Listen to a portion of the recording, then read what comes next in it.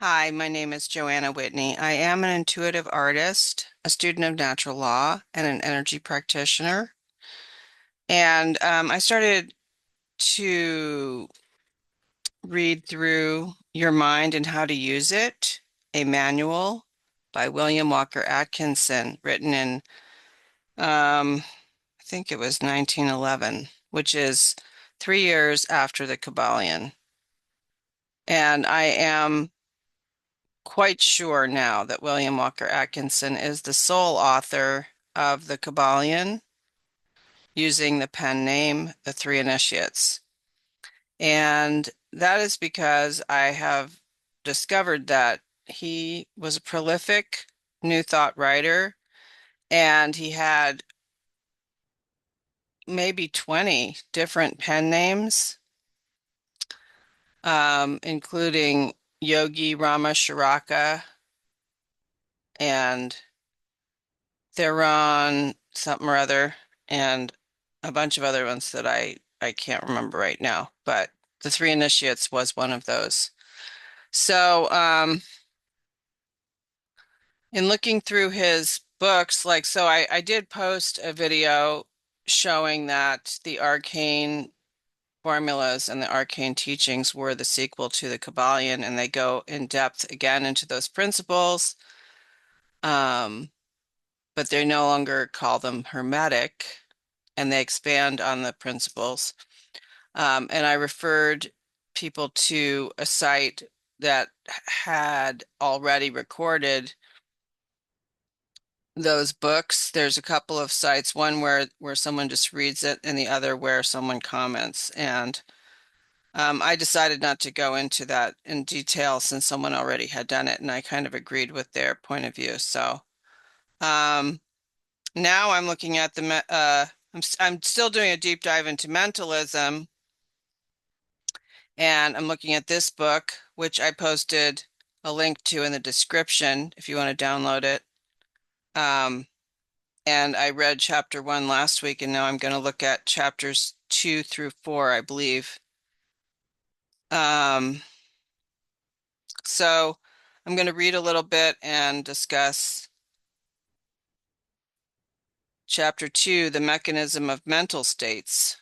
The mechanism of mental states, the mental machinery by which we feel, think, and will, small w, consists of the brain, nervous system, and the organs of sense. No matter what may be the real nature of mind, no matter what may be the theory held regarding its activities, it must be admitted that the mind is dependent upon this mechanism for the manifestation of what we know as mental states. Wonderful as is the mind, it is seen to be dependent upon these physical mechanism for the expression of its activities, and this dependence is not upon the brain alone, but also upon the entire nervous system. The best authorities agree that the higher and more complex mental states are but an evolution of simple sensation, and that they are dependent upon sensation for their raw material of feeling and thought. Therefore, it is proper that we begin by a consideration of the machinery of sensation. This necessitates a previous consideration of the nerves. The nerves.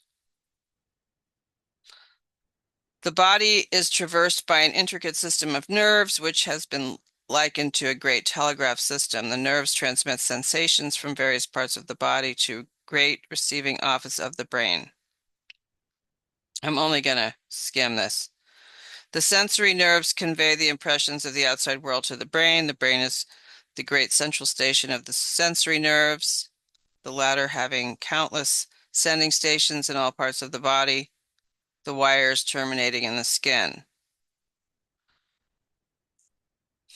Then we have, obviously, the sense of touch, sight, hearing, smell, and taste. And I would add intuition to this, I think, but I haven't. I may be wrong. He may go into that later.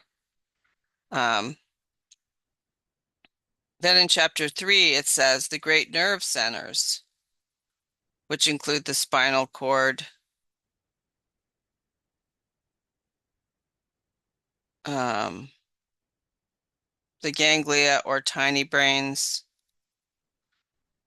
What are known as ganglia are or tiny bunches of nerve cells are found in various parts of the nervous system, including the spinal nerves. These group of nerve cells are sometimes called tiny brains and perform quite important offices in the mechanism of thought and action. The spinal ganglia receive sensory reports and issue motor impulses in many cases without troubling the central brain regarding the matter. These activities are known as nervous action. Reflex action. What is known as reflex nervous action is one of the most wonderful of the activities of the nervous and mental mechanism, and the knowledge thereof usually comes as a surprise to the average person, for he is generally under the impression that these activities are possible only to the central brain. It is a fact that not only is the central brain really a trinity of three brains, but that in addition to these, everyone has a great number of little brains distributed over his nervous system, any and all of which are capable of receiving sensory reports and also sending forth motor impulses. It is quite worthwhile for one to become acquainted with this wonderful form of neuromental activity.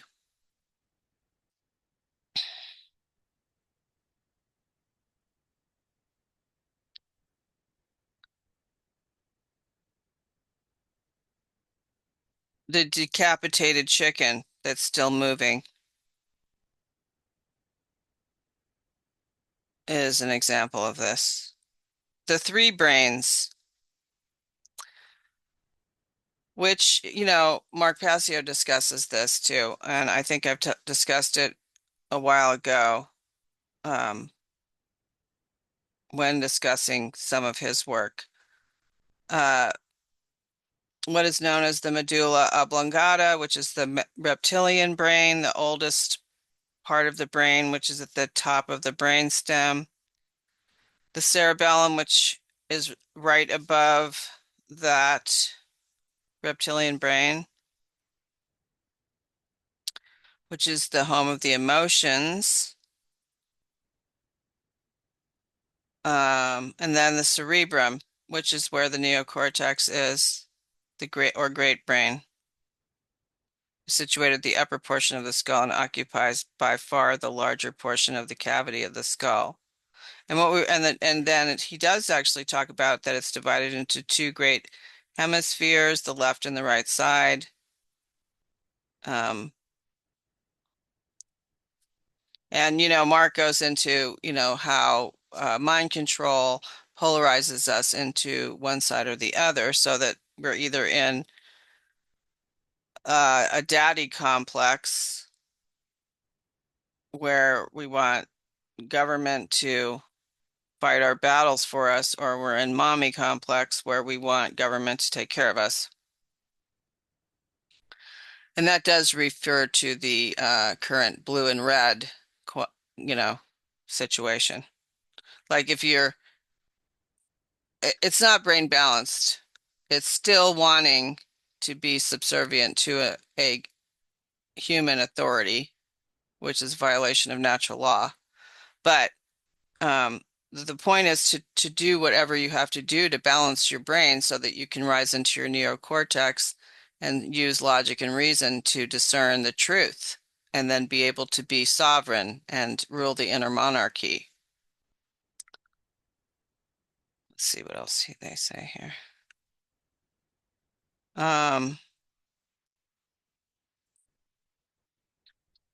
Okay, so chapter 4, consciousness.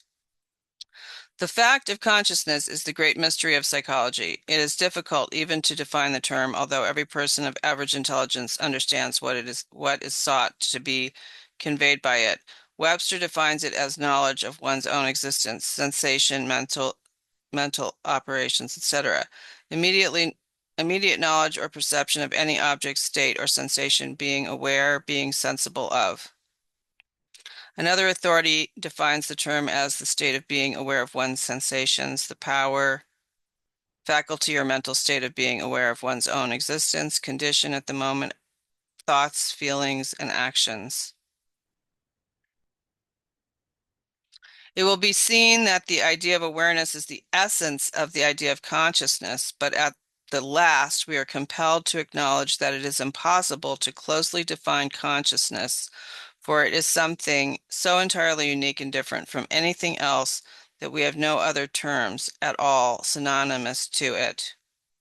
We can define it only in its own terms, as will be seen by reference to the definitions above given, and it is equally impossible to clearly account for its appearance and being. Huxley has well said, quote, "How is it that anything so remarkable as a state of consciousness comes about by the result of irritating nervous tissue? Is just as unaccountable as the appearance of the jinn when Aladdin rubbed his lamp." End quote.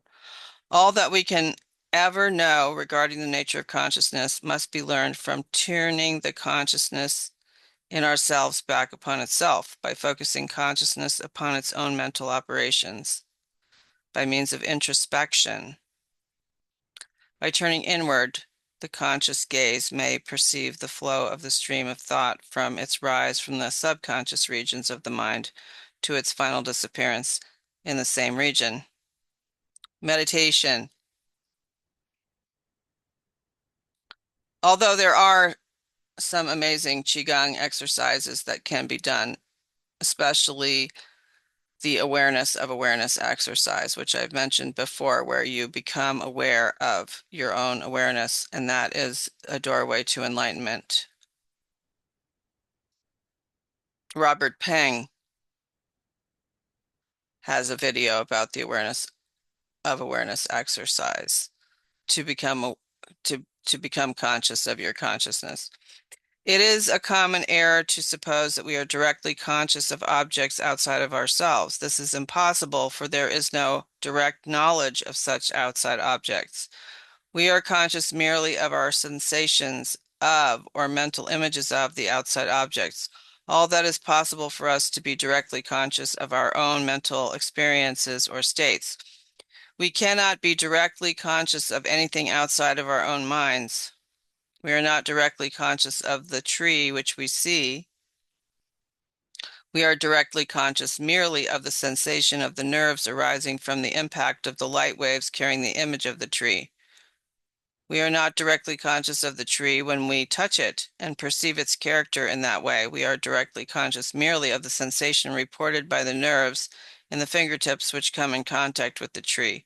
We are directly conscious even of our own bodies only in the same way. It is necessary for the mind to experience that of which it may become conscious. We are conscious only of 1, that which our mind is experiencing at this moment, or 2, that which it has experienced in the past and which is being re-experienced this moment by the process of the memory, or which is being recombined or rearranged this moment by the imagination. Subconscious planes, but it must not be thought that every mental state or mental fact is in the field of consciousness. This error has been exploded for many years. The fact is now recognized that the field of consciousness is a very narrow and limited one, and that the great field of mental activity lies outside of its narrow limits.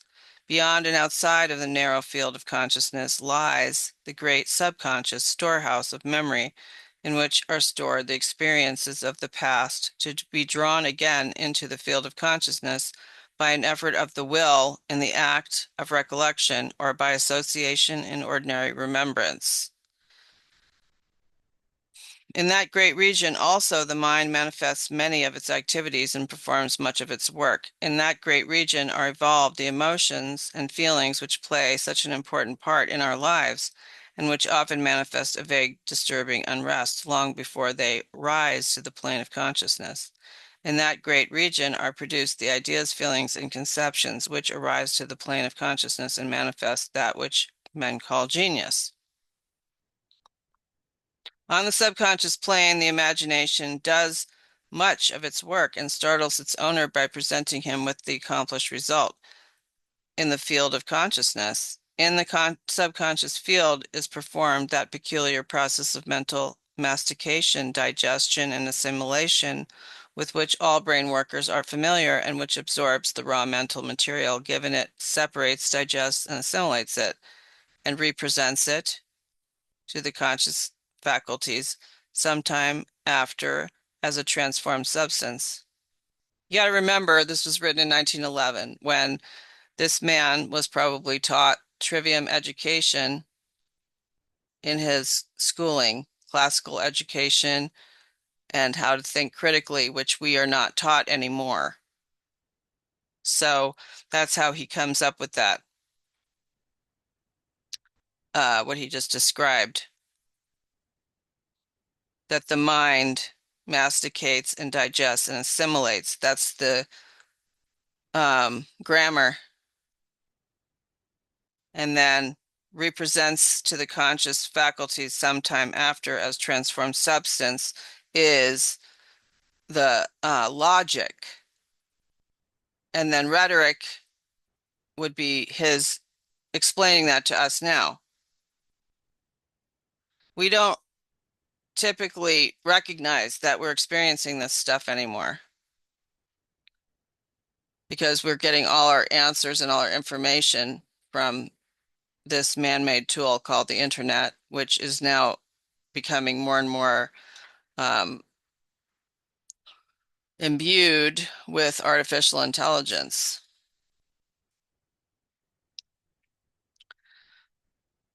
The psychology of today is paying much attention to this formerly neglected area or areas of the mind. The psychology of tomorrow will pay still greater attention to it. The best of the modern authorities agree that in the great field of subconscious mention is to be found the explanation of much that is unexplainable otherwise. In fact, it is probable that before long, consciousness will be regarded as a mere focusing of attention upon mental states, and the objects of consciousness merely as the portion of the contents of the mind in the field of mental vision created by such focusing. Yeah, we've been there and surpassed that. Now we're in slavery to this internet and AI. But we still have a chance, we still have a fighting chance. You can start to separate yourself from the internet and begin to practice different mental states so that you can regain autonomy and develop your other abilities, which he's going to go into. He's going to go into a lot of interesting stuff. The next chapter that we're going to start, I'm going to look at, is the chapter on attention, chapter 5. So you can download and read this book, which is how many pages is this book? 185 pages. And start to reflect on all of these different ways of using the mind. This is more, I think this is probably going to be more about the conscious mind than developing psychic abilities, but I've already gone into detail about how important I think it is to develop psychic abilities. But I want to go into developing conscious abilities as well, because we don't even do that anymore. Until next time.